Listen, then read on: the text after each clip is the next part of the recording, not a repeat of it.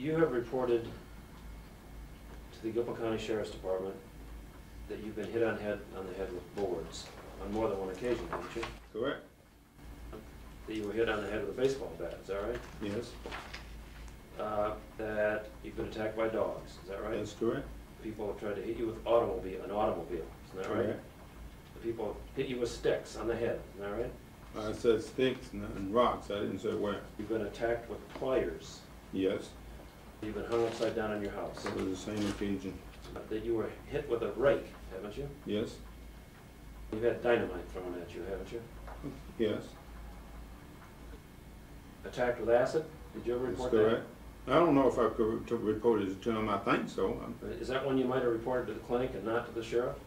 I don't remember. I think it was reported in both places. Okay. You reported you've been attacked with fists. People have beaten you with fists, haven't you?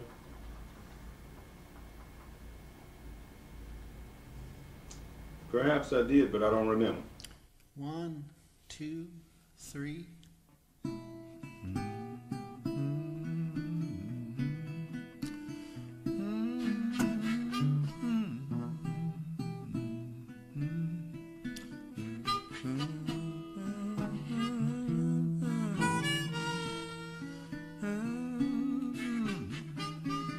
In that time, there was Klansmen in Mississippi, and they was pretty active. It was time of the civil rights time, and a little before that. And, you know, it was a kind of a sad, dreadful time back then to be black and to have to run and have to be treated like that, like less than the lowest thing that's crawling. It's like being a part of a disease. Then he was like a disease.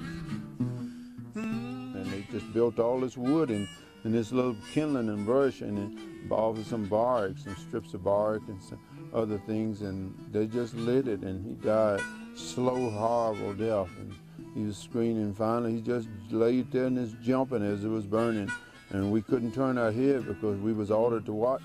And I was picked up as I was walking down the road and taken to watch this. I wasn't even on the club boat. I was walking down the road going to a town. I remember seeing one incident where there's at least 3 black guys was hanging, and I watched them being hung by the neck, and some oak tree off at a farm, and three of them was hung in an oak tree, and I watched them poop and kick all over them, poop on themselves while they was kicking and dying. And I knew then that Mississippi, someday I'd have to leave this place, and so I then chosen at a very early age to leave, and I came back, but I left at the age of about 7.5 years old.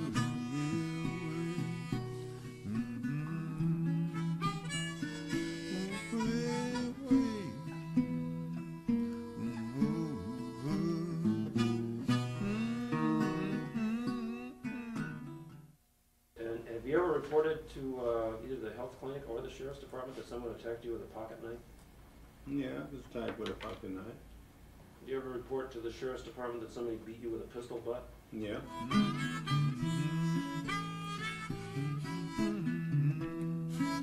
I had a lot of fathers in that matter, in that way among the hobo life. Everybody that met me, whether they was white, black, or whatever, they usually had a code, and they was pretty nice. Most of the real ones. I'm talking about the real McCoys. They was nice. They didn't care who you was or what color you was. They might call you boy, but they treat you real good. So that kind of gave me a start in life.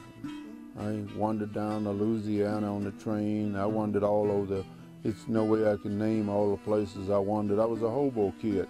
I wandered wherever. And then I went back and my daddy tried to send me to school. I made it to the 7th grade, but I didn't really know nothing. They just put me up there to get me out of there. Was teaching the other kids bad experiences. They didn't want me in there.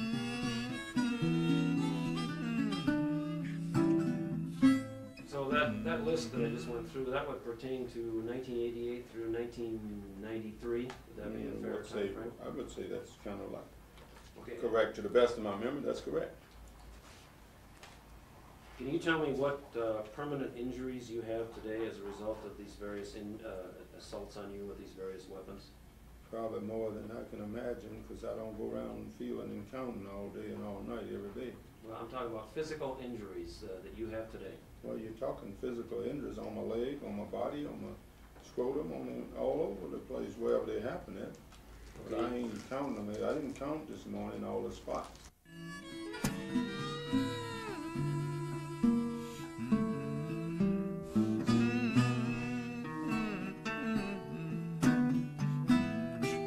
And I wind up drifting again, and the next time I didn't quit drifting. I drifted on and on till I was grown, and I just tried to fit in the regular life of a regular person, but it was nothing that I would enjoy, so I just continued sneaking out and going out on the rail, and I finally chose that's where I wanted to live until I wound up in Michigan at a cannery place in Greenville, Michigan, at a cannery where they can fruit at, and then I stayed in Michigan. I met some really nice people, and I stayed in Michigan with a number of different families. In one family, I chose them, and they chose me as theirs, and I chose them as my mom and father, and I still feel that way today, even though they're not. And to me, they are mine, though they isn't. And they're white folks. They're not my color, but to me, they're my mama and brothers and sisters. I got saved by Jesus in 1968, and I became in love with Jesus from that day to this day. But I was evangelist for the gospel in the streets, and I'm still is. And I came out from Michigan. I came out to Colorado in 1972. I came to Colorado to preach the gospel in Denver, Colorado, and I preached the gospel, and I tried to win people over to the gospel, and I did a lot, and then I wandered up in the hills, and I became a cowboy, and I lived the life of a cowboy and a hermit, and between that and a mountain man, I lived on the trees, I lived under my horse, I lived under and on anything I could that was sensible, a tree or something that I could get away from the snow and the cold, and I didn't have no place to go. I was new, and I became a good cowboy because of the tough times, because of lack of this and lack of that. I didn't have other things to worry about. Where you're going to be at tonight, where you're going to sleep at, what you're going to eat. I didn't have nothing to eat, whatever I could get. Mostly corn out of the horse chrome, looked like a garbage can, but it wasn't a garbage can. It was a new can that they kept the grain in. And I'd eat grain or corn, and then I'd get, sometimes they'd have some bran, and I'd mix a little bran with a little bit of this and a little bit of this, and wild things I could find growing on the land, and that's the way I stayed alive. Well, Mr. Smith, after all these assaults took place, were you ever hospitalized for any period of time? No.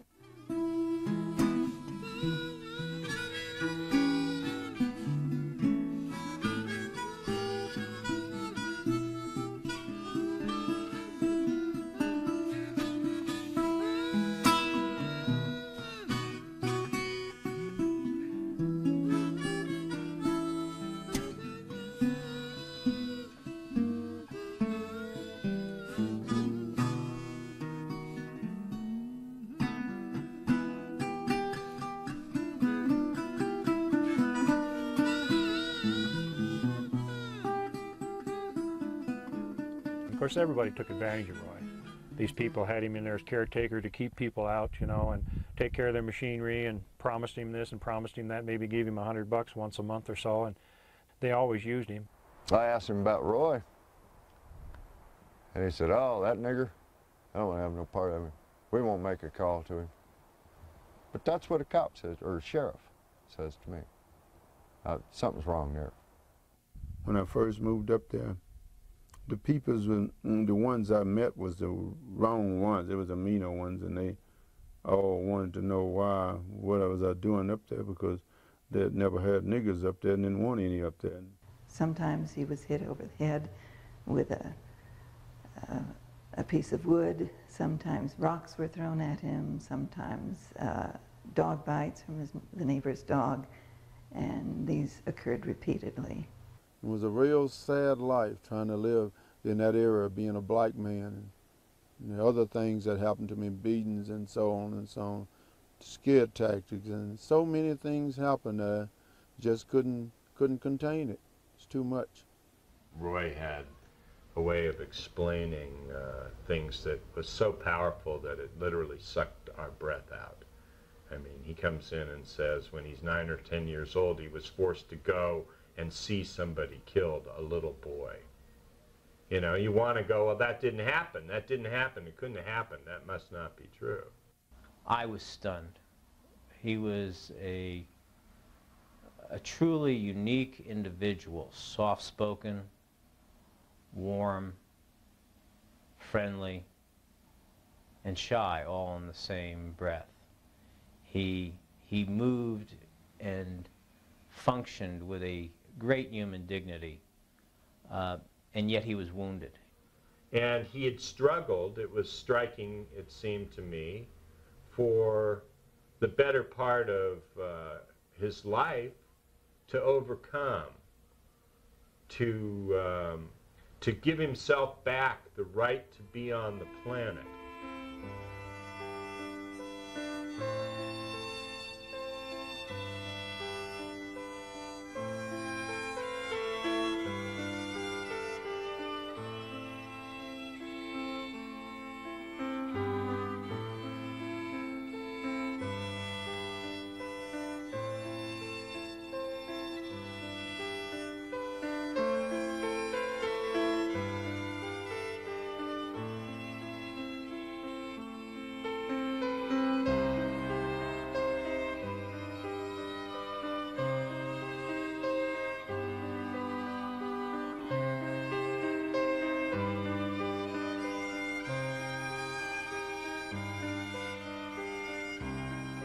Well, there was a couple. They weren't in my class. I think they were a little younger than I. Did you not know any black people as a kid? No, I can't say I really did, no. I remember they were there, but it wasn't like I knew them. The injury I saw, I can't say it looked like he was hit over the head. He had blood on his head? Small amount. I can't say that he was hit. It could have occurred when he was mining. They told me he had been hit over the head and in his arm or forearm and leg or hip or something. Yeah, I think he still had the bat. So your basic feeling was that Roy Smith wasn't a truthful reporter about these crimes? On mine too, yes. He was polite. Was he respectful of you? Appeared to be. Did you think he was paranoid? The Foreman Foundation. Form. Yeah, I think he was. So I was thinking somebody was after him. Yeah, he'd never look at you. When he talked to you, he wouldn't look at you and talk to you. Did you think that he was afraid of you?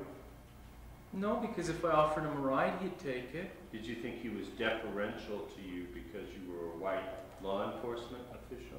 I didn't think so. Did that occur to you? No, it didn't. I thought he was paranoid. I'm not saying I told them he was.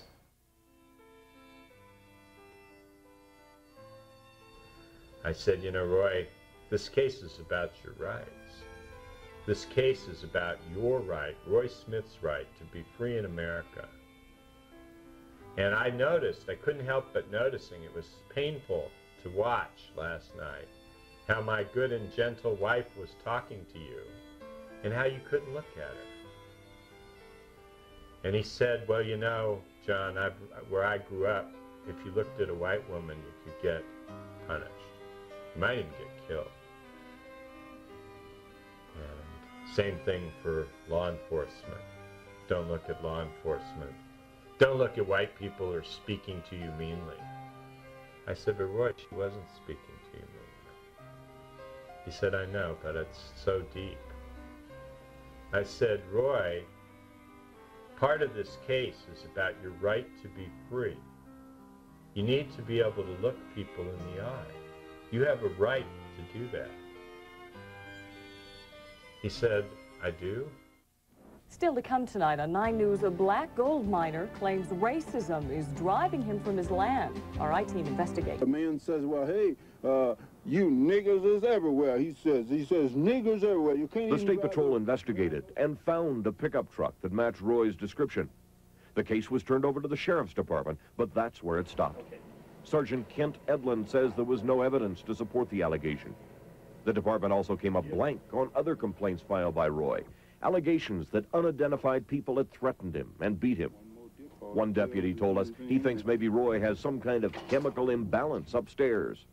I was worried about his well-being, that he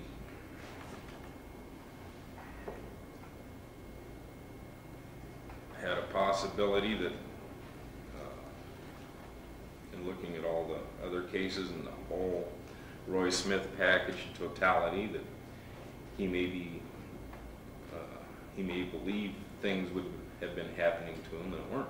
They went on the TV and made false accusations as I was chemical imbalance and missing all my marbles upstairs, and they said all this on Channel 9, and there's a lot of people, at least 360,000 people probably heard that statement, and that's pretty bad to retract something like that. When you said something like that about people, people sometimes tend to believe it if it's a law enforcement said it, because people look up to the law to be somebody that they can count on, and include myself. The defense of this case was to say he was mad.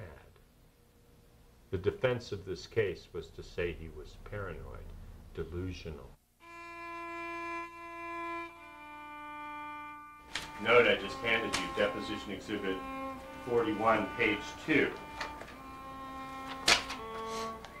Spoke with sheriff. You see that in the middle of the page? Roy reported this incident today. She's unsure as to what is really taking place. There seems to remain a question of confabulation. You see that? See it. Were you the only she who was a sheriff in Gilpin County on 32691? Yes, I was. Girl driven up in this black Nissan pickup. I imagine it was a 1989 Nissan, and she lifted the hood and said she was having trouble. And just as I stepped out behind my van to help her, somebody hit me over the head with something, and I was staggered by the blow. And we're out in the Willis Gulch area of Gilpin County. This is one of the areas where Roy mined a number of claims. This is a cabin, mining cabin, where Roy spent parts of years in the late 1980s. He would live here, he would sleep here. It's pretty rustic here, this mining cabin. You can see it's made out of a wood frame with no insulation. There's a wood-burning stove inside for some warmth. No toilet facilities, but it was the type of thing that Roy lived in, enjoyed living in, mining his claims, doing his work, and being out with nature. He had some horses out here periodically and would ride the hills and area out in this rural part of Gilpin County. He was in the back of this cabin with his back turned, doing some work around the area, and a white individual, white male, came down in back of him from the hill with a baseball bat, indicating how he hated niggers, using that racial epithet. And a fight ensued between that individual and Roy. Roy was able to get the baseball bat, and he ultimately reported that to the Gilpin County Sheriff's Department. The Sheriff's Department took possession of that baseball bat, did what they called an investigation. No arrests occurred, and ultimately gave the baseball bat away, or lost the baseball bat, even while the litigation with Roy Smith was going on. It was a green Chevrolet with a blue fender, 1978 Chevrolet pickup, and so and he was a tall, skinny guy, and so I had some serious trouble, and I got to struggling with him because he was going to hit me with it, and I was trying to keep him from hitting me. So I happened to have a file in my hand. I was trying to hold on to the fowler and trying to protect myself from the bat. And as I was doing so, the glance from the bat hit me, and I was struggling there. But then the fowl juked him in the hand. He took off and ran on off. I never did see no more of him. I seen his truck later at different places, but I never did see him no more. In each of these cases, Mr. Smith gave very good leads which could have formed the basis of probable cause arrests if they'd bothered to investigate. My contention is correct. There was no law enforcement investigation as far as we can see. As far as we can see. The final one, the March 26, 1991 report of being hit over the head with a board by the fellow who drove a wrecker for one of the people in town, was the incident in which then Sheriff Anderley called the Columbine Clinic after Mr. Smith had been treated and said she was wondering if he was confabulating. And then, even though he was not a criminal suspect, but a victim, she entered into the computer under his name that he was known, AKA Nigger Roy.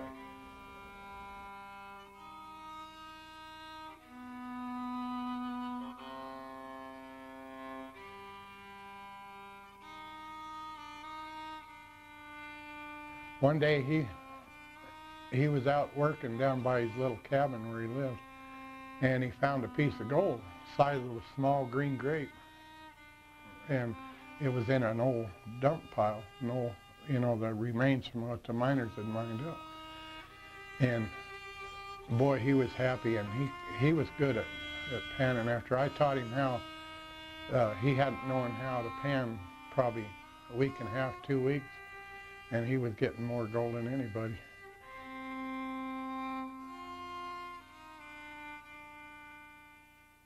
That after the work was completed, Mr. Berube paid him however much.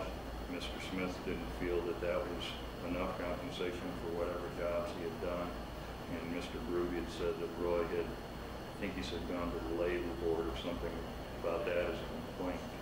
So I knew there was some hard feeling. I believe it was Mrs. Berube, I'm not sure, that it said that because of the hard feelings, they felt that Roy was antagonizing the dogs and possibly letting them loose. And stacking wood around is physical labor. It's pretty hard to do, isn't it? I don't know, I do it. Takes your strength, takes your energy, right? Okay. It's worth a lot more than 30 cents an hour, isn't it? If I had to do it for somebody else, I would not do it for 30 cents. What would be the least you would do it for? I wouldn't do it. If you were going to do it. She said she wouldn't do it. I won't do it. You would expect to be paid at least $5 an hour. I wouldn't do that kind of work. But if you did, you'd expect to be paid at least $5 an hour.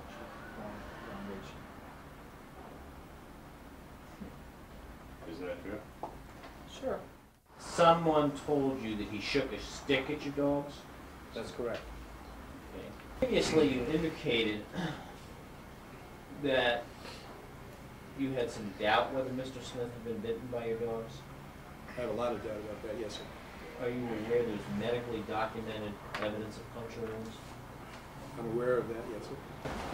I simply said, sir, that I don't believe my dogs attacked anybody. They have no history of attacking anybody, and I don't believe that they did.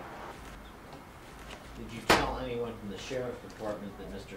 Smith was making up these attacks? There's a good possibility I did, sir. I certainly believed it. The most gentlest dog in the world will try to bite me because he sensed the fear I have of him. And he don't mean any harm. He's just trying to protect himself. He got instinct. And I lived by that a long time, instinct. When I was being tortured up there and beaten and everything else happened to me, I lived on something like instinct. I'd get certain warnings, and I learned to live by them, and they was always pretty much right on. As most times they was more accurate than anything I ever had witnessed in my life. I'm living on that instinct. That was pure, that kept me alive. One day we were up at Roy's cabin, And we were just kind of looking around. There's a lot of stuff up there. Roy has kind of an archivist's view of the world, I think, and he collects things, and he has a lot of devices. Roy's a very practical fellow. He can make anything, I think. It may not look like it was manufactured at some huge corporation, but it will work. As I was wandering around one day, I picked up an old hubcap. I think it came off a Mustang, but I'm not sure of that. Kind of had a bunch of chrome and some spokes to it. And as I flipped it over, I was just looking at it, I saw that it had an elaborate set of leather inner workings. And about the same time I was finding that, I found this kind of right next to it, this wraparound thing that had some armpits, kind of an opening for arms. And I asked him what that was. And to my great astonishment, he put it on. It was a device he'd created to shield himself from dog bites. He also had a hard hat that that we found amidst all this stuff. It was kind of all together, which he wore to protect his head. So in full regalia, Mr. Smith would walk down past the neighbor's house trying to safely get to where he was going. This was his method of being nonviolent and dealing with the animals that were biting him while the Gilpin County Sheriff's Department stood by doing nothing.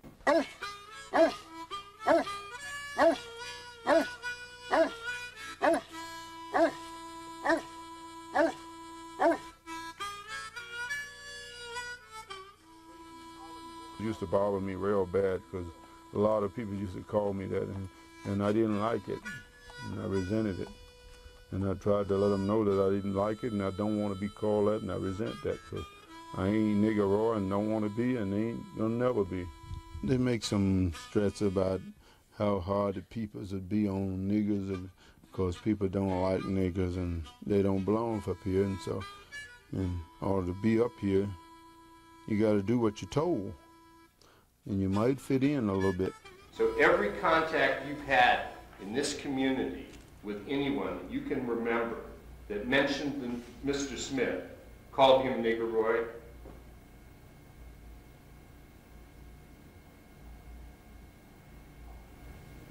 As far as I recall, yes. When you sue under the Great Civil Rights Act, 42 U.S.C. 1983, you have to establish that the behavior that you're complaining about or alleging violated a person's civil rights was the product of a policy, a habit, a custom, a practice, a usage so deeply entrenched as to become or have the force of law. The question is, isn't it fair to say that that was your habit in referring to Roy Smith in your office? That is, referring to him as Nigger Roy. Yes or no? Yes.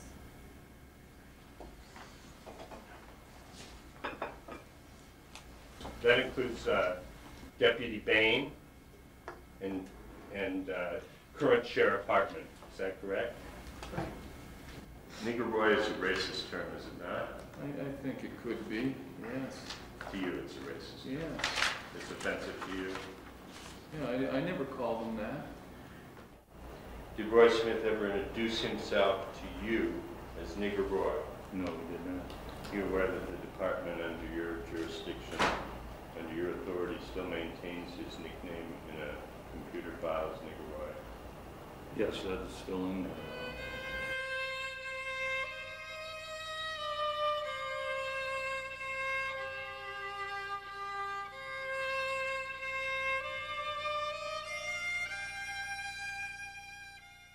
If the name Nigger Roy had been a legitimate nickname for a suspect, a person that you're looking for, somebody might know him by that name and not know him by Roy Smith. But there was no legitimate law enforcement reason for that term Nigger Roy to be on that offense report. Roy Smith was the complainant victim. Did you ever introduce yourself to anyone in Central City or Black Hawk between 1976 and 1992 as Nigger Roy? No, sir. That's against my heritage and all I represent. and I don't call myself names like that, and I'm offended that they did. So he didn't even have the right to complain that his civil rights were violated because actually that's his own name, of his own choosing. That's the kind of community mentality we're dealing with here. But they have the best milk in the world. Horse milk is the best milk. Wow. And I drink milk from the hog milk and everything. I used to milk the old hog. They used to bite though. You had to get out of the way real quick. I used to run into these folks' farm and they have all these hogs. And big sow, she laying down there lazy with her pigs, and I just sneak up there and she just, you get me some of that milk and go on about my business. Well, sometimes I used to eat certain kinds of roots, and I know about lots of different roots, and I eat them and they were like, some of them are like sweet potatoes, some are like iced potatoes, some are like other things, but you in a lot of tree barks, and I eat a lot of sagebrush too. Mr. Smith reported to the sheriff's department that some mining equipment that he used, some mining pumps that he had to do his dredging and his gold mining had been stolen. Worse even than that. And that was pretty bad because that's how he got anything, finding gold nuggets.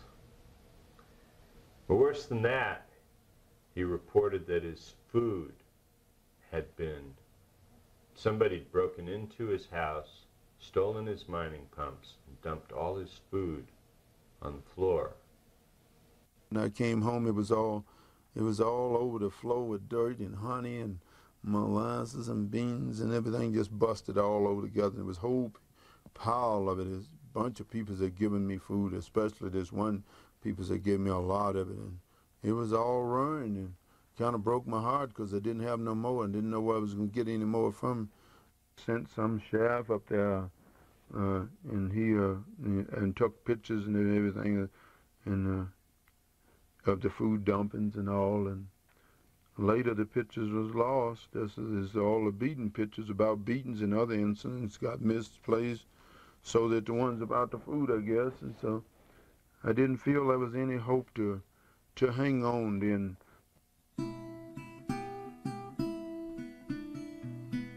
If you was in a place where had buckshot mud, you know, in Mississippi they have what you call buckshot, black mud. Yeah. You put a little of that in there, and it sticks together maybe good. And when you roll it up and cook it, you eat it all, the mud and the bread, all the rice and all. And it's all there, and it looks like a pancake with a black chocolate in it. And it was good to eat. We used to live off of mud. Mud was good to eat, man. It had everything in it. That old buckshot, shoot, that stuff was great. Shoot, you never was hungry when the whole world made out of mud.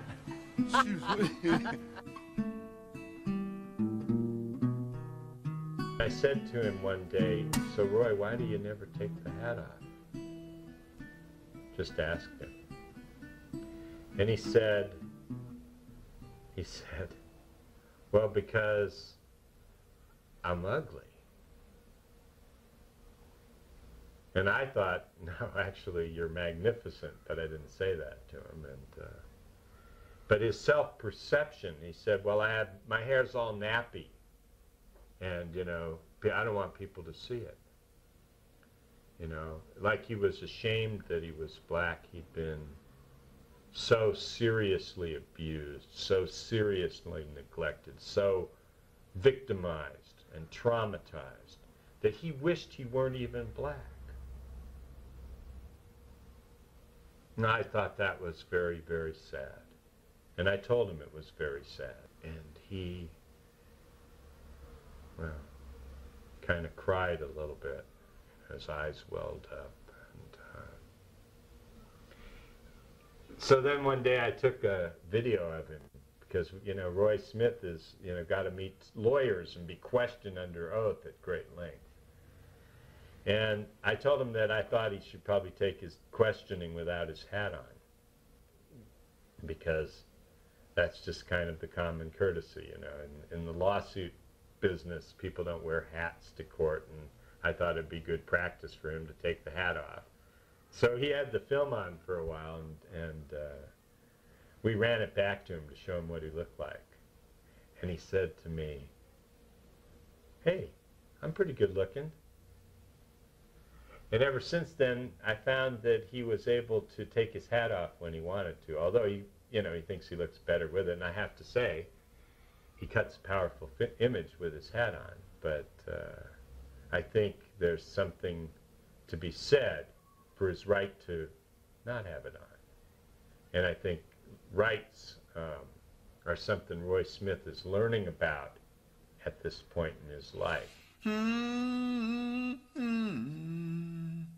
I used to sleep in this here tank when I was frightened and scared.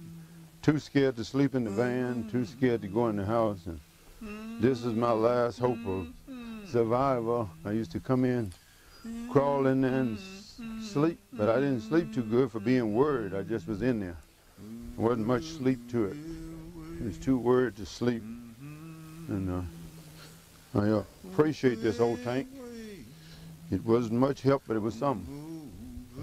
But I was afraid, and this was my last refuge. I had my food, my blanket. I had even a little cook stove sitting over here sometime, which I never told nobody about because I forgot all about it. In memory, through times I had, this is my shells. This is what I used them for. Shells. They were shells.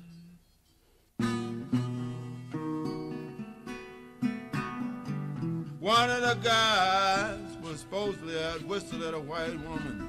So they said we're gonna hang all the guys that got on clothes like yours. I wasn't far from them, but I was hiding out. But I could see and hear, oh, as those black guys beg for life. Oh, there wasn't nothing I could do. Ooh, oh, that was a bad time.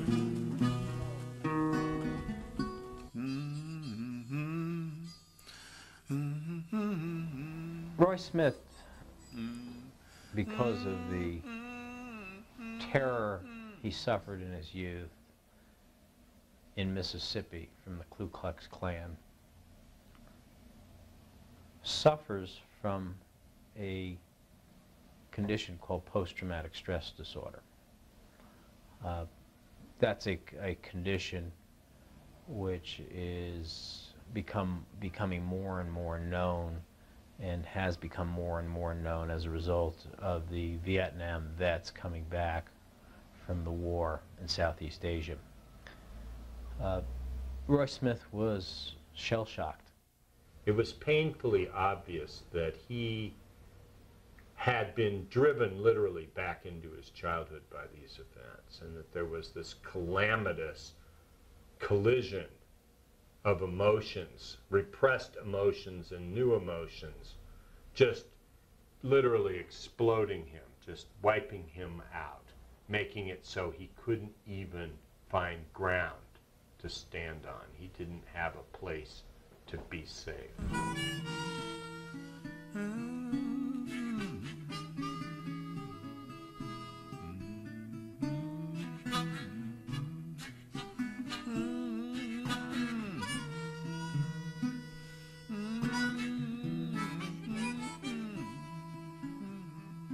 And so as a psychologist, I'm to evaluate his intelligence, at least to see from the standpoint, is he competent? Can he handle his own affairs?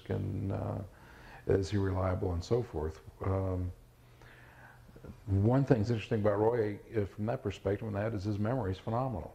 He can sit there and tell you people he met and dates he met them and so forth.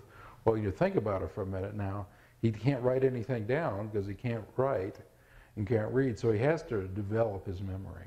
And I think he has a very well-developed memory from that standpoint. I mean, he continued to amaze me through my contact with him of his ability to recall events and times and tie them together. I feel he's clearly above average intelligence. I went to his home once and I was tired and I was lying down on the couch and listening to lawyers talk and things, and I looked up and I saw mirrors, several of them, and as I looked through the mirrors I could see he could look lying on the couch through the window behind him. and see virtually all around his house, at least around about 2/3 of his house, either directly or through those mirrors. Now, if nobody was out after him, maybe that would be paranoid, but the fact is they were out after him. Putting pieces of aluminum and probably TV antenna or something like that around in his yard, so if somebody were to walk through there, that would make some noise and alert him. Maybe for you and me that'd be paranoid, but for him that was true, that was survival. I'm gonna be me, and in the process of being me, I'm a broken, shattered plate is what I am. Parts scattered so bad they can never be put back together. That's what I am. A man is with a desire that can never be filled because of his complexion. A man has been treated bad and not much been done about it.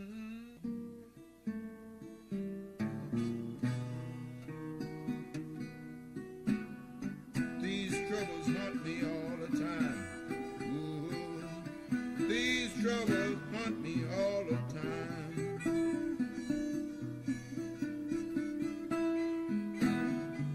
I wake up and shake my head and I'm only in a dream.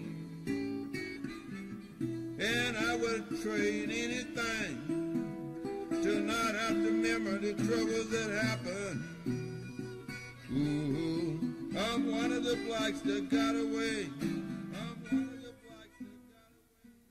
It is preposterous to say that there was a lack of evidence in this case, based on what you know now and what you've seen. Isn't that true? Define preposterous. Incredible, ridiculous. Knowing what I know now, yes. I saw the tracks the next morning where there was definitely something going on there, and the sign was laying down, and then Roy told me that what happened. And it was Bob Ruby. I walked up the road, looked at the tracks on the ground, went up and looked at the tires, and they matched perfectly. After you called us in the next morning, do you recall which sheriff's deputy responded to your call? Lacoste responded. Mr. Lacoste told you that a state trooper was going to come and That's investigate how I this? learned about it. I wouldn't have known nothing about a trooper was coming. Mr. Lacoste showed up first, and he said the trooper was coming. What else did he say? I don't remember all the things he might have said, but he didn't say much, because he just stood there out of his rig with his door open, looking off toward Hutchinson, and wouldn't look at the evidence. So is it your testimony you had no contact with Mr. Smith on April 492? I believe that is my testimony. And is it your testimony that you never looked at the scene of this accident on the A492? I believe so. Mr. Groovy and his wife and these two people you say were people who worked for Mr. Groovy, when they were there at the scene the next morning, remember that? I didn't say Miss Berube was there. I'm sorry, Mr. Berube was there on his horse? Yeah. Were you concerned about them destroying evidence? Yes, sir. And did you tell them to leave? No, I just told them they'd have to run over me because I wasn't moving, and I was preserving this evidence, and if it took my life to preserve it, it's worth more in my life to preserve this. Okay, you felt it was worth your life to preserve the evidence? If the law didn't do nothing about it, I had to do what's right. I had to tell them what happened. It was worth giving up my life to preserve that evidence. I realized as I heard that Roy Smith understood what this case was about, and that he had taken back the representation of himself and was empowered to speak the truth. That was very powerful for all of us. He identified himself to me as Roy Smith. He appeared to be agitated and glad to see me on scene, as he had problems with Gilpin County in the past, in the aspect that he didn't believe that they were treating his cases the same as everyone else's, and In fact, all his cases had been dismissed. And because of that expression of complaint by Mr. Smith, you all decided that you wanted an outside party to investigate this particular case, right? That's entirely possible. Probable? Possible. And there was a picture on I'd already seen her 2-3 times. It's called Garden of Eden. It was on Star Trek. These people, young people, hippies, was going to go off to find the Garden of Eden, and they was going to hijack the Star Trek ship, and they did for a while. And I looked at that and I said, well, that's enough. And it was about 10 minutes into it, 5 or 10 minutes into it, and then I wandered on down the road, down the hill, to go down to call at Ron Ramsey's house to call Jerry Harden. In the process of walking down the road by the sign that he had placed there earlier for sale, which was a homemade sign with a bunch of other wood around it to help support the sign. The sign was painted red from some paint that Roy had present. Roy said that as he approached the sign, he heard this vehicle coming down the road. This car came rushing down the road with lights jumping, man. Lights was just bouncing because it was going fast on the rough road. The vehicle appeared to be aiming at him. He jumped behind the sign that he had made earlier, and the vehicle hit the wood in the sign. Well, he just stopped all of a sudden and yelled out. I think he opened the door and yelled out and says, "God damn, motherfucking niggas all over the place." And then he backed up and he backed up, oh, I must be 10, 15 feet, and then he got a good run and he hit this, and I tried to get across the road because I could see he's backing up and he's going to get a run. And so I made it across, and at the end of the boards I had up there as a yard sale, it was just plywood, sheets of plywood, and cutting some of them in half, some of them whole sheets, and for a yard sale I was trying to have. And so, and he hit them and he knocked one of them over, one of the sheets, and some 2x4s that was nailed to it on my leg, and there's a nail there. The nail kind of stuck in my leg. And I was so wonderfully impressed by his honesty, and I put myself in that position. I think if I'd have been cursed and ran into and injured and have suffered the terrorism that Roy had suffered, I think I'd have been inclined to say, yeah, that was the guy. But Roy wouldn't do that. Roy wouldn't tell me that. He just told me what he knew. He knew the car, he knew the license number, and he knew the man's voice. And that's what he related to me, and that's what he was emphatic that I know. My investigation confirmed what Roy had told me. It showed that the sign had actually been hit twice, once from a vehicle coming off the main road and turning onto the drive. And when he turned onto the drive, he went off the left side of the road and struck the sign and the wood that was holding it up. My investigation also showed that vehicle then backed up and accelerated, leaving acceleration marks and striking the sign and the wood again before it went on down the road. With medication and elastic wrapping and soaks, he did, regain function of the knees in time, but he was pretty uncomfortable for a while as well as scared. Party sounded intoxicated. He said he did get a plate and description of the vehicle, which he gave me as a gray Toyota. And when I ran the plate, it come back to Robert Berube. During that running of the plate with CCIC, it was determined that Robert Berube was either under suspension or revocation at this particular time. Bob Berube had been convicted of 2 driving alcohol-related offenses and had been sentenced in criminal court for the 2nd offense and had lost his license. We also knew that Trooper Kemper, based upon his investigation, felt that a crime had been committed against Roy Smith. I decided to go to the Gilpin County Sheriff's Office and serve or get a search warrant so I could serve Mr. Berube with a search warrant for paint samples to match against the paint transfer on the vehicle and the sign that was struck at the scene. Judith Goki, who was the deputy DA for Gilpin County at the time, asked me certain questions about the case, about whether there was intent, what took place that made me believe that there was a vehicular assault that took place. She then told me that she thought it would be best that Gilpin County Sheriff's Department take over the case. It's a pretty serious offense from a law enforcement standpoint not to protect this evidence, wouldn't you say? If it's identified as evidence at the time. Well, you know now that Berube admits that the paint was his, right? We know that now. Large difference. Well, maybe not. Could have found out then, right? How do you know now? Because it's been brought to our attention that Berube said he was driving the car that night. The level of frustration with Mr. Smith and all of that coming down and the harassment by the police department through Mrs. Smith, it was just a point in time where I got frustrated, backed my car up, and went over that wood pile, fully knowing that Mrs. Smith had put it there.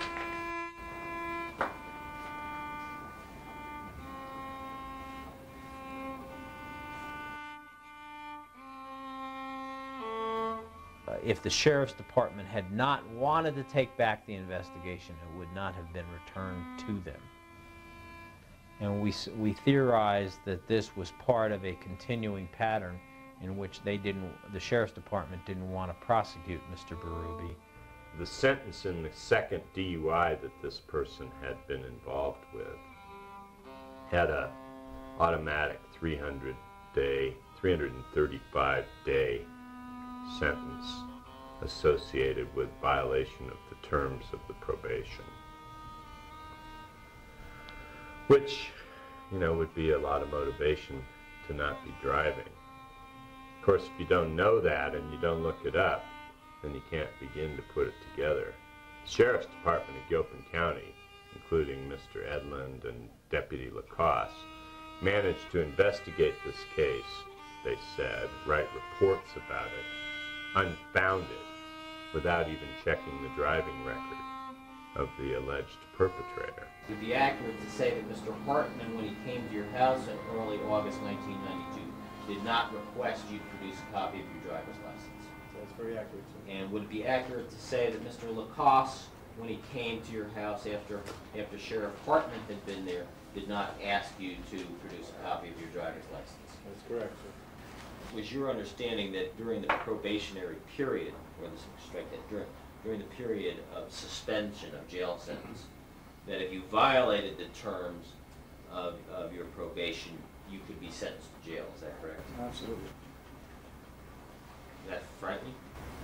Absolutely. Did you see Mr. Smith that evening? No, sir, I did not.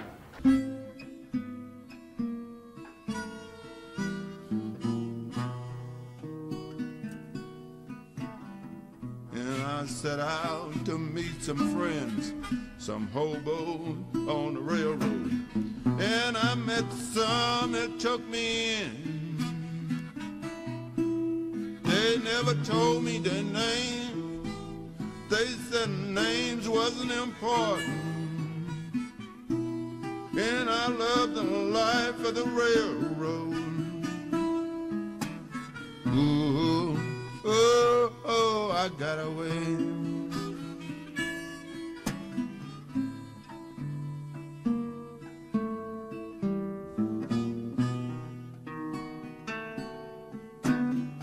All the troubles I had in Central City, always somebody wanna see how I feel to beat a black guy. Being hung upside down ain't no pleasure. I was a man that was hung upside down, and it's on home. Oh, it's a sad place.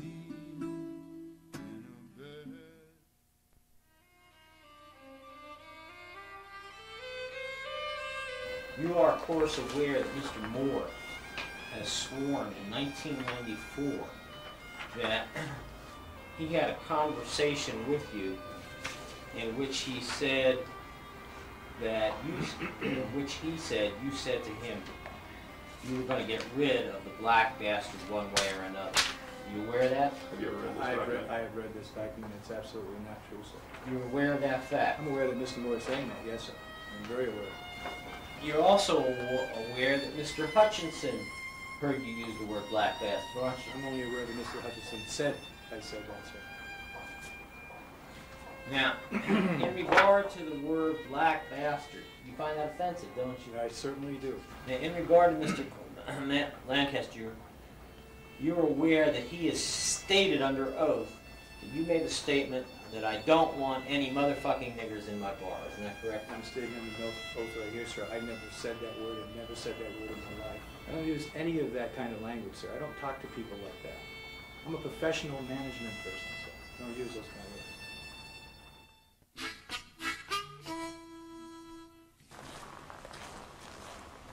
I don't know in this here world of woes and no's and yays, but it's kind of a shocking thing to know that people don't stand together more. They don't watch things close enough.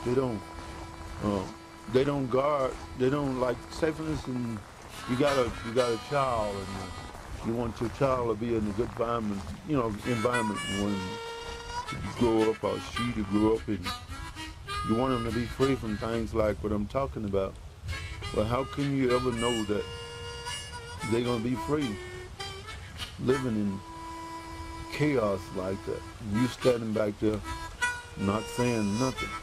How can you stand around and not say nothing about it? Things like this. This is something the world should be shocked and just blown away by. This is a bad thing that's happened. It shouldn't happen to nobody. No race, no color. Shouldn't happen. And so I just thought I might say a little bit more about it. About all I can say. It's too much to talk about.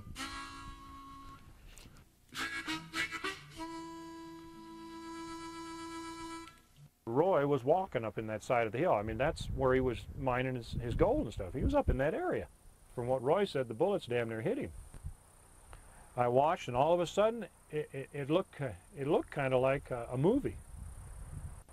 Because here came 3 or 4 sheriff's cars, and the dirt was flying. I gave him my report. I told him it's not far from a road, and there was a house 300 feet or more from the road, and I was just above the road about 25 to 30 feet.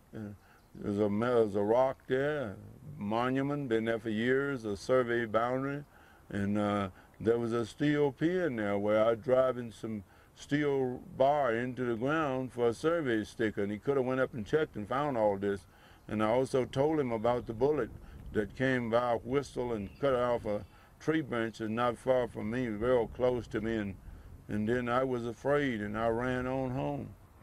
And this was just a sound you heard, is that right? I heard a ricochet sound. I'm sure we all heard them before. Did you hear the sound of any impact from the bullet? Yeah, I heard the kind of like when then this bush fell and the little top of this little branch of a tree or something fell, and that's all I can tell you about it. I ran home, don't know no more about it. It was absolutely an unbelievable situation where a gentleman is firing a high-powered rifle. There's witnesses to the fact that the rifle was being fired from this gentleman's porch. Another neighbor was terrorized also by it and called the police. The police responded. They find the gentleman, drink in hand, the rifle there. And the sum of the investigation was that this gentleman needed to be careful about ricochets. And you can see they match. See, they match. And I thought to myself, you know, is this guy some kind of psychopath? Is he so brilliant that he's making up this tree branch. And I didn't think he was. I thought it was just another incredible piece of evidence that had been overlooked. It was after this incident that he determined that he could no longer stay in Gilpin County. It was pretty clear to you he was drinking, right? He had a drink in his hand. I would assume that was because he was drinking. You didn't ask him to perform any maneuvers, did you? No, I didn't feel that I had any reasonable grounds to do so. But you didn't ask him to? Because I did not have any reasonable grounds to ask him to do that. Did you make any effort whatsoever to determine how close the bullet came to hitting Roy Smith? No, I did not. I think that my words were something like, "I can't believe this." I believe was my comment. It was kind of a shock to have 3 or 4 sheriff's cars on a Sunday afternoon at 2 o'clock surrounding your house. When you went out there, you met with Mr. Hutchinson, discussed the shooting with him and his concerns about the shooting, right? Yes, after I'd gone to the Ruby residence and contacted them. And he told you that about something about Roy being hung. What did he tell you about that? I thought we went over it, but the best, something about being hung in his house is the best I can tell you. That's my best recollection. I do not recall any specifics, as you alluded to, as far as being threatened with castration and those types of things. I don't recall any of that, but just something about him having been hung in his house.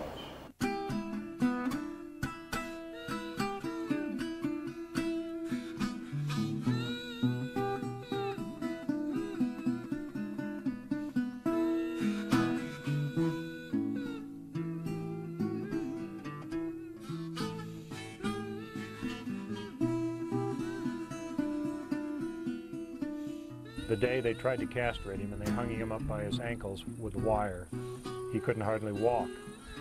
And he was grabbing his crotch a lot. He was very uncomfortable.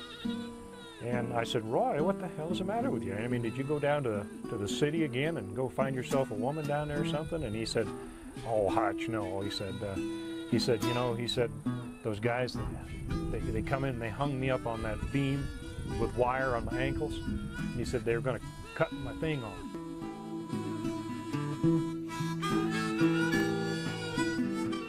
Well, one day, I'm sitting there with him, and he says, "There's something I want to show you." And I said, "What's that?" And he rolls up his pant legs, both sides. And there are these scars that run almost all the way around his legs that have points in them that kind of look like that on both sides, and you can follow them around. And I said, "Well, what's that?" Thinking, you know, this guy wears cowboy boots, or I don't know exactly what this is. But then he said, "No, look close." So we looked close at him, real close. Got down on the floor and looked at his legs. And it was obvious that there was a indented scar that ran on both legs, almost all the way around, almost complete. I was in here taking a bath one day, an old barrel that was cut in half for a wash tub for the bath, and all of a sudden these guys came in the door, and all I know was something was over my head, a jacket, old musty jacket. And I figured there was 3 guys, is what I figured. It could have been 4, but I figured it was 3. I know it was at least 3, the way it was handled. I could feel how it was being handled. They grabbed me and threw this jacket over my head and swung me up there upside down somehow with it still on there. I don't know how they kept it on there. Tied the wire around my leg and the rope around the beam, and they just left me hanging there. And I was hung up there and was threatened to cut my family jewels off, and they took the pliers to me and pulled on my skin, breaking my skin, and they threatened and told me that they hadn't seen me with any white women, so they let me go without cutting my family jewels out. I was thinking that I was going to die and I won't ever be able to tell nobody about this, and I could kind of vision myself not worrying about it because I knew I wasn't going to get out of that alive. After being hanging up here, then I started to grab hold of things and try to hold pressure off my leg with one arm or whatever way. Sometimes I was holding on this, sometimes I was holding on this. When it was too flimsy, I was holding on to the step, but mostly the stair rail. And I finally got myself loose one leg at a time and got down from up here, and I don't remember all the details after that. It's a stark, startling story, and I think the thing that amazed me the most is Roy didn't express rage or even anger. He expressed shame. Roy was shamed to tell me that that had happened to him, and I felt so sorry for this good man, and I was actually embarrassed. And as he told me about it, and he explained that they had hung him from here. And as he finished the story, I asked one of the attorneys who was here with us, I said, "You're younger and more agile than I am. Build a little ladder and reach up there and see what you can find." And he crawled up there and reached up there and he found some rope fibers. And that was the moment for me that I was committed to this case. Roy had gone for treatment from the hanging. He had a boil and he'd gone to the clinic. In the notes it said there were 2 places Roy was too embarrassed even to show the nurses or doctors. They were too private for him. Those were his leg scars. How does that fit in? You'd think that the injury to the scrotum would be the, you know, the most protected part of what he was going to talk to the healthcare providers about. But you see, this fits back in with the hanging again that he observed in black people when he was in Mississippi and growing up.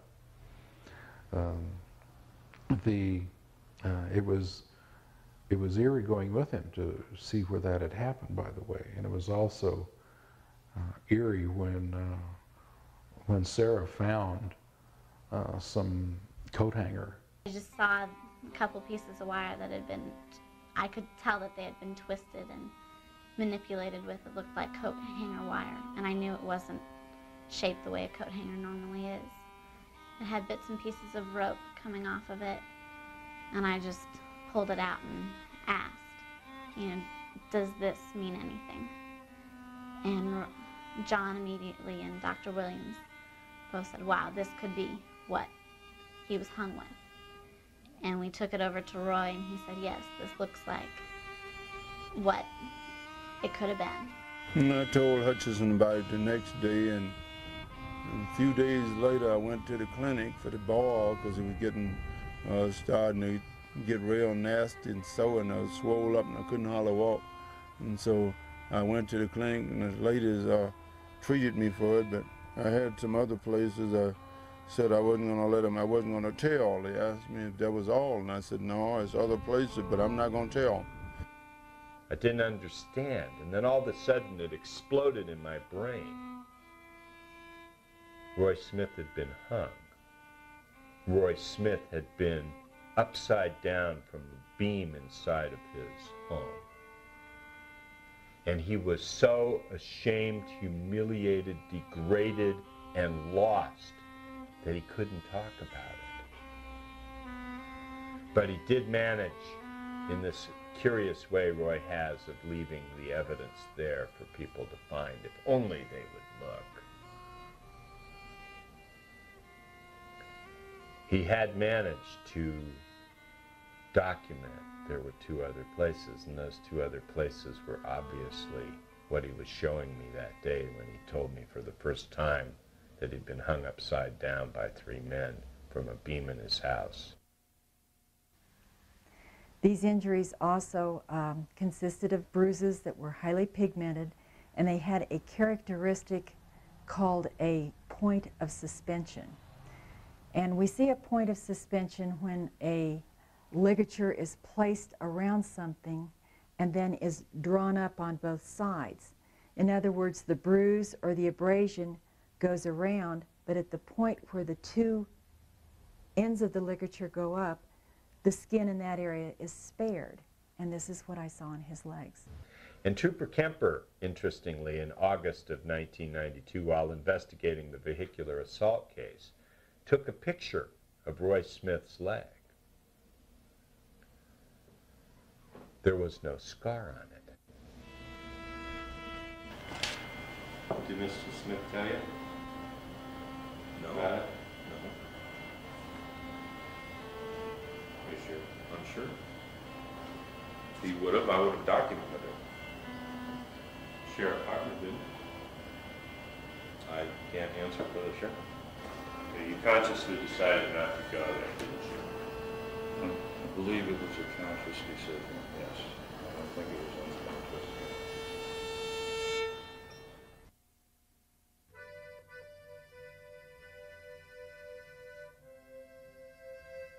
I thought it was all right, almost like all right, because I couldn't do nothing about it. I couldn't defend myself.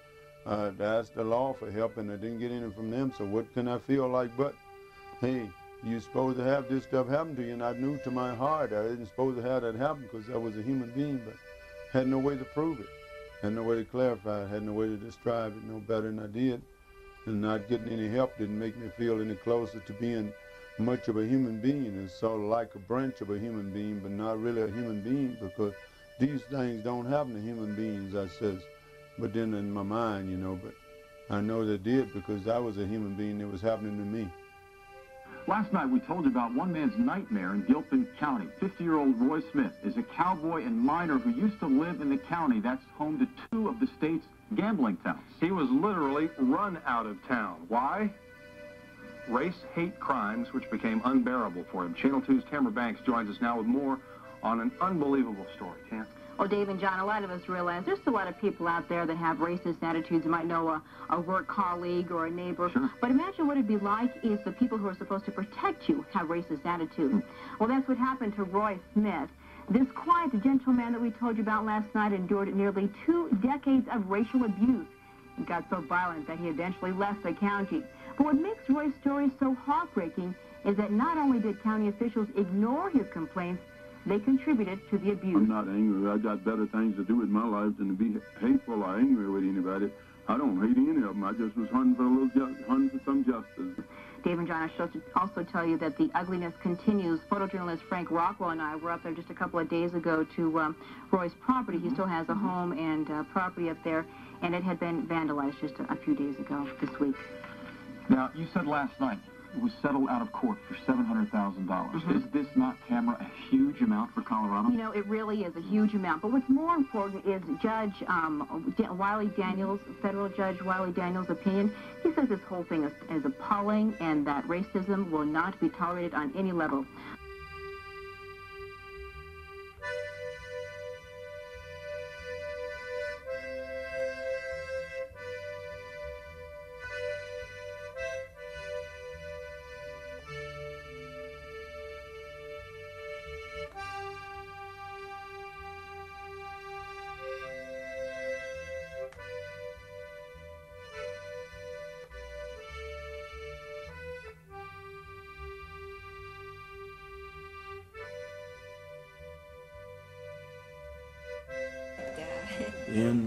Instantly, he had an idea of occurred. Of course, it's ice as could ice, as cold as ice, he said to himself, excitedly, hurry me, hailstone are pieces of ice, and I know what I can do with ice. Make ice cream, yeah, that's what he wanted to do.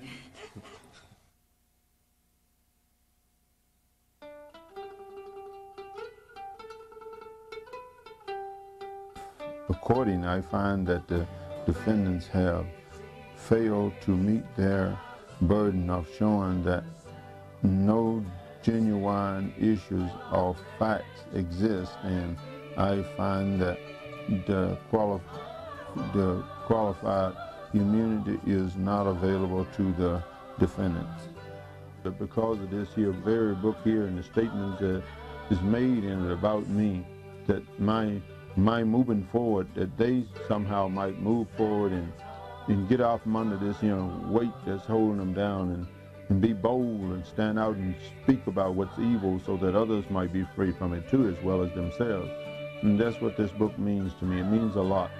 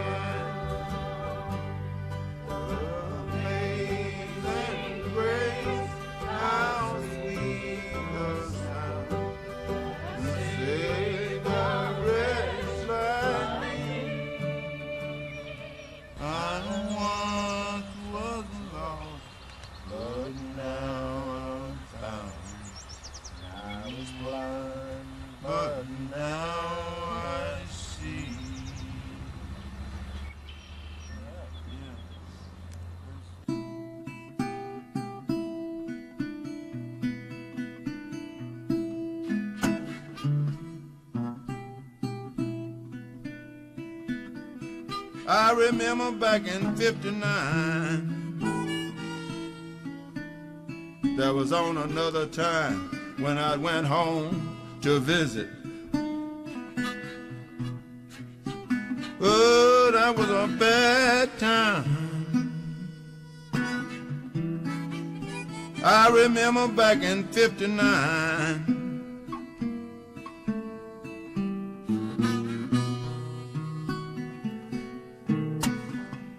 It was around 1960.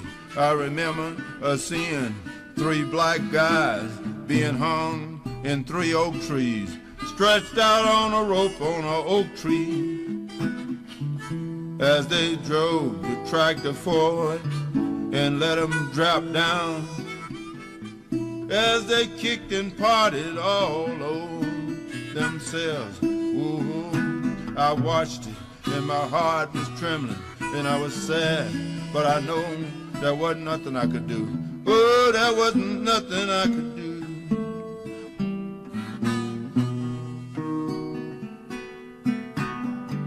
One of the guys was supposedly had whistled at a white woman, so they said we're gonna hang all the guys that got on clothes like yours.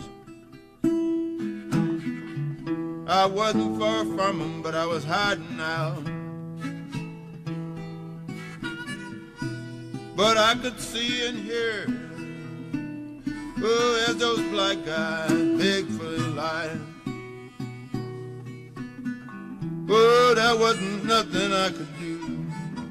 Ooh, oh, that was a bad time. I was working down on a living, working for myself, in a place by the name of Oxblood, Mississippi, in the woods where all the wild bows is at. I was trying to find pecans, so that way I didn't have to watch a miserable thing that the white man done. I'm one of the blacks that got away. I'm one of the blacks that got away.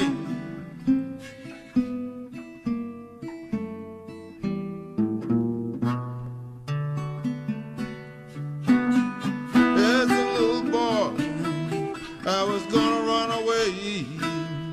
I was gonna be free. Like the hobos I hear talking on one morning One morning they was talking, they were discussing the life they lived and the life they lived before. And I knew that the life I want, that's the life I'm gonna live.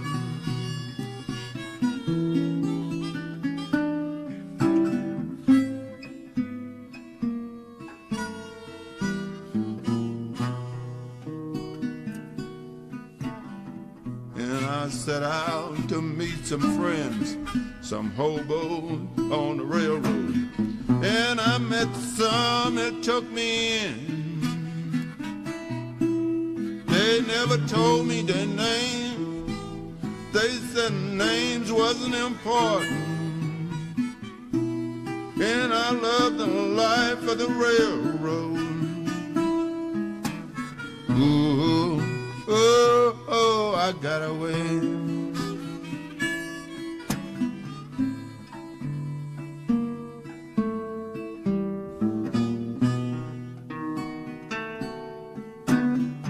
All the troubles I had in Central City, always somebody wanna see how I feel to beat a black guy. Being hung upside down ain't no pleasure. I was a man that was hung upside down, and it's on home. Oh, it's a sad place and a bad place.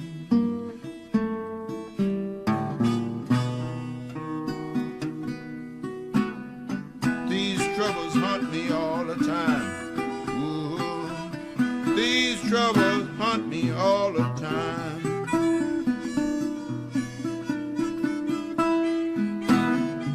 I wake up and shake my head and I'm only in a dream. And I would trade anything to not have to remember the troubles that happened. Ooh, I'm one of the blacks that got away.